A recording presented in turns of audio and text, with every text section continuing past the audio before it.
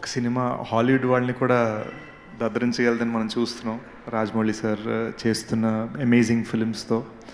So ఎక్కడో అక్కడ you know ఈ ఫ్రాంచైజ్ని ఒక హోమ్ గ్రోన్ ఇండియన్ స్పై ఫ్రాంచైజ్గా ప్రపంచవ్యాప్తంగా తీసుకెళ్లాలన్నది ఒక తపన.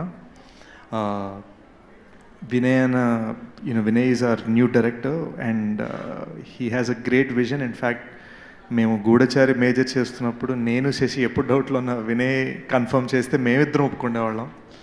So I think it's gonna be massive. Very thankful మా producers Vishwaprasad sir, Abhishek sir and Anil గారు. నేను ఏమడిగినా they've always just said let's do it. ఈ సినిమాని ఒక 1.5 yearలో ఎప్పుడైతే మీరు చూస్తారో I think it is going to be the next level of what a spy action film can be. నేను గర్వంగా ఒకటి చెప్పగలిగింది ఏంటంటే గూఢచారి పార్ట్ 1 తర్వాత సౌత్ ఇండియాలో స్పై ఫిలిమ్స్ అని ఒక ట్రెండ్ మళ్ళీ తిరిగి తీసుకొచ్చింది. అండ్ ఈ రోజున G2 అనేది ఆల్ ఇండియన్ ఫ్రాంచైజ్గా ఈ సినిమాతో ఆల్ ఇండియా ఫ్రాంచైజ్గా మారబోతోంది. అండ్